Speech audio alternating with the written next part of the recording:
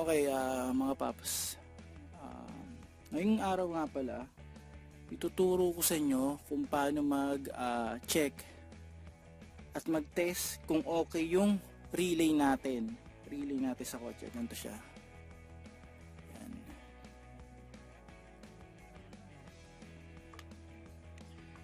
So, bakit natin kailangang i-check ang relay natin? So, ang relay natin, siya yung siya yung switch sa sa mga high amperes na load. So, imagine niyo to na kung walang relay, fuse lang ginagamit natin sa mga high amperes na load tulad ng halimbawa cooling fan. Kung fuse ang ginagamit natin, kung mataas yung amperahe papasok ng walang relay, hindi niya pinapababa yung amperes niya. Kapag yung mataas na amperes na yun pumasok sa fuse, tas dumiretso sa ECU natin, so malamang masisira ang ECU natin, pati yung mga sensor natin. So yun ang silbi ng relay. So yung mataas na ampere, pag dumaan sa relay, bababa yan, papunta dun sa mga sensor natin. Hindi makakasira ng mga sensor at saka sa loob ng computer box natin. So, ganun kahalaga ang relay. Okay, Paps, ito yung yung relay natin. Yan, may 4 pins sa may 5 pin. So, ang basic na konsepto ng relay, sa loob niyan, may may dalawang parts. Yung magnetic coil at saka yung pinaka niya, switch niya. So, ang magnetic coil, ang silbi niyan, siya yung dapat mong supplyan ng power. Pag na-supplyan siya ng power, mag-activate siya para magkaroon ng continuity sa switch natin. Imbis na ipe-press mo yung switch na on and off, yung voltahe, yung amperes, yung magnetic coil ang magsasabi kung kailangan ng i-switch, i-turn on yung switch dito sa natin, sa loob ng relay natin. So parang parang safety switch. Pinagkaiba nga lang, imbis na pinipindot natin, ang nangyayari, hindi tayo pumipindot manual, yung magnetic coil dito sa loob. So, yan. Ganyan siya. Same lang din ang konsepto yan dito sa sa 5 pin. Etong mga relay na to, napansin nyo, walang diagram siya. Dapat may diagram yan. Pero check nyo na lang dito sa picture para makita nyo. Yan. Papakita ko dito sa video. So, ganito. Paano natin malalaman na yung dito sa mga pin na to, kung yun yung magnetic coil, kung nasan yung magnetic coil at saka nasan yung pinaka niya, yung parang pinaka switch niya, hindi yung plug sa magnetic coil, pinaka switch niya yung magkakaroon ng continuity. So, ganito lang yan. Kapag aalamin natin kung nasan yung magnetic coil, yung mag-activate sa switch sa loob ng relay, iset natin yung yung voltmeter natin, yung natin, itong tester natin sa ohms. Ohms lang, yan, okay na yan. Wala yan. So naka-ohms yan. So gagawin natin, titingnan natin kung may mga reading yan. So halimbawa, ito muna tayo. Yan. Check natin to. Yan, nakita nyo, may reading siya. So, ibig sabihin nito, ito ay magnetic coil ang nasa loob niyan. Itong pinagkakakonektahan nitong dalawang to. Yan. Ito. Yan. Itong dalawang to, magnetic coil yan.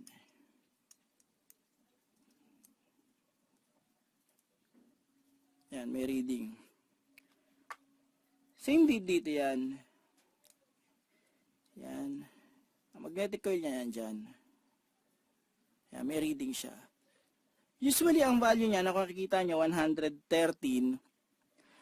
Pag ang value niya is bumaba ng ng nasa 50, 50 pababa, possible na tinatopak na yung magnetic coil sa relay na yan. So, altan nyo na yun. Yan. So, nakita na natin yung magnetic coil. So, alam na natin na ito yung magpapa-activate ng switch dito sa dalawang to. So next, ang sunod na pag-test natin yan, ito.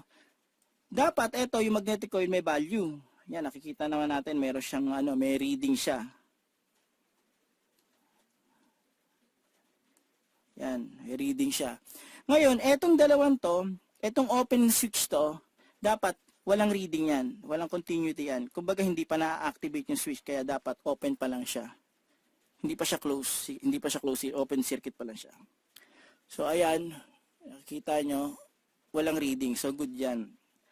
So, ang ginagawa nila para matest yung relay, mukha sila nito ng power supply. Ito power natin, lang 9 volts lang. Pwede 12 volts, ingat na lang kayo. Pero mas maganda ganito, safe. So, ang gagawin natin, lalagyan natin ng supply yung magnetic coil. Sa magnetic coil, may tinatawag silang 85 saka 86 para sa supply, negative sa capacitive. Pero, since electromagnet siya, tanggal naman sa sasakyan yung relay, pwede nating i-connect na rito. Kahit magkaiba ng polarity yan. So, ito yung magnetic coil na isa. Pag nilagay nyo to, maririnig nyo may tumutunog. Ibig sabihin nun, okay yung magnetic coil ng relay nyo. Kumbaga, parang nakakapag-activate na siya. Pakinggan nyo maigi.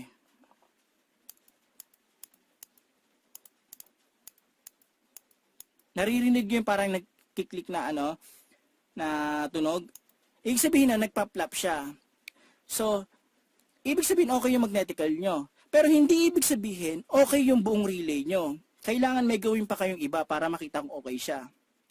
Ang sabi ko kanina, dito sa dalawang to, etong to, walang connection to, wala pang connection, open circuit pa siya. So, pag magko-close siya, kapag na-supply na to ng voltahe, etong magnetic coil. So, ang gagawin nyo lang is ganito. Iko-connect niyan. So, nakakonect na yung yung power supply niyan. Ibig sabihin niyan, nag-activate na yung switch, dapat meron na siyang continuity. So, set natin sa continuity, yan, nakaset yan. Magbibip to pag may continuity. Yan. So, i-connect nyo lang tong isa, dito, at ito. Napansin nyo mga paps,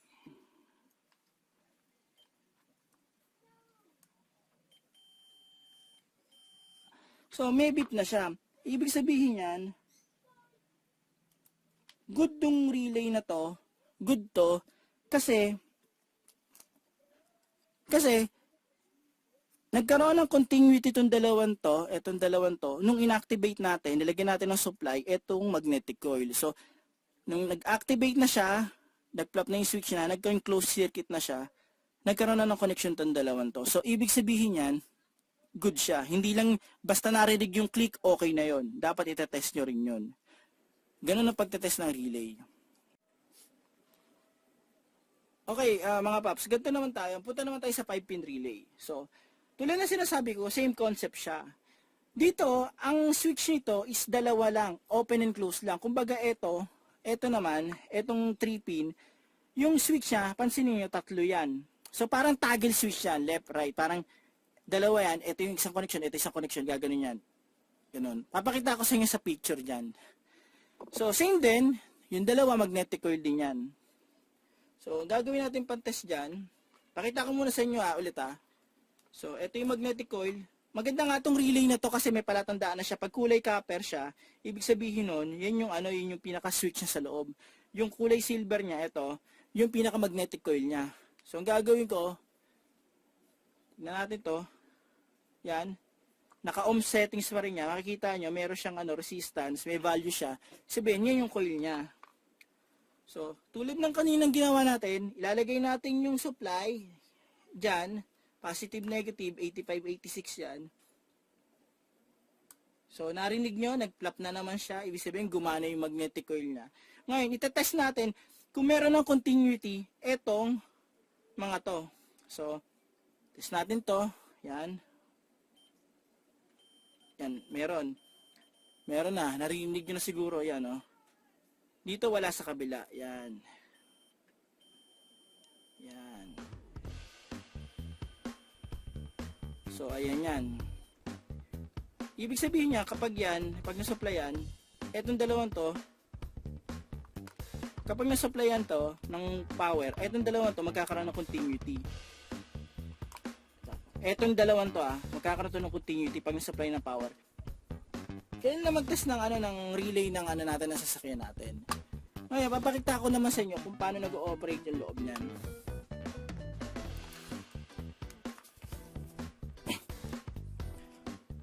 So, eto na siya mga paps. Ito yung loob ng natin, ng relay natin.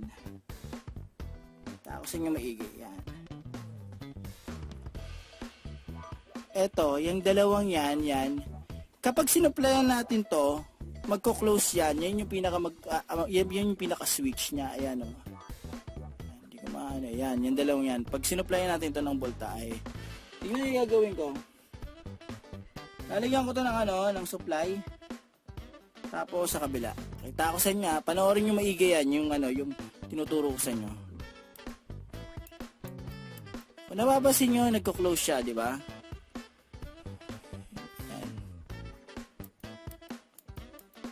So, ganun nag-ooperate yung natin, yung relay natin. Ganun yung silbi ng relay natin. Okay mga paps. Okay mga paps. Okay mga paps. Sana may natutunan kayo sa video na to. Simple lang siya. Basic na video lang siya. Pero malaking tulong to para ma-diagnose natin kung may sira o may problema yung relay natin. So kung nakita kayo ng ganito, tanggalin nyo na sa sasakyan. Pag naisip nyo ito may problema, tanggalin sa sakyan. Gamit kayo ng tester. Tapos gamit kayo nitong battery. Ito para safe tayo. Ito ginamit ko. Yan. Ito siya. So, ano mga paps? Sana may natutunan kayo sa video na to. Huwag nyo nga palang kalimutang i-like or subscribe yung channel ko para makagawa pa ako ng gantong mga video. Para rin makatulong sa atin. Huwag nyo rin kalimutang i-hit ang notification bell para updated kayo sa mga video yung i-upload ko. Ano mga paps, hanggang sa muli.